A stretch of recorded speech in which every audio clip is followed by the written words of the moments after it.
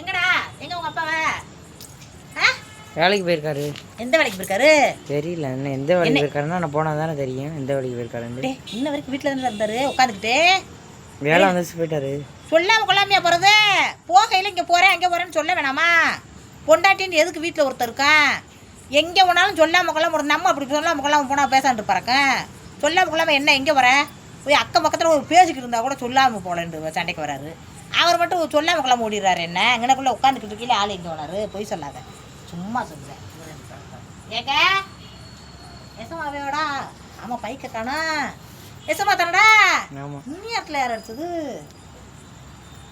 அத்தை வீட்டுக்கு போயிருக்காரு. அதுக்கு நீ வேலைக்கு போயிருக்காரு. நீ இடத்துல போய் வேலைக்கு எந்த வேலை இருக்கு? அத்தை வீட்டுக்கு போயிருக்காரு. ஏண்டா அத்தை வீட்டுக்கு போய் என்ன செய்வார்? அப்போ சொல்ல அத்தை சொல்லி போன் அடிச்சு தெரியாது வர சொல்லு அப்படின்ச்சு. காய்ச்சல் உடம்பு முடியலன்ட்ட வர சொல்லு. ஆடாடே எப்படி அப்பனு மேலும் பொய் விஷயத்தை பாருங்க. இரு அம்மாச்சி போன் அடித்தேன். போன் அடிப்பான். பொய்யா பேசுறியா? உங்கள் அப்பா அப்படி சொல்ல சொல்லியிருக்காரு. உடம்பு முடியாதானே போறாருக்கும். சரி போனேன். போன் அடிச்சு பாட்டா தெரிய போகுது. அத்தை கேட்டா சொல்லக்கூடாது சொல்லிட்டு போனாரடா.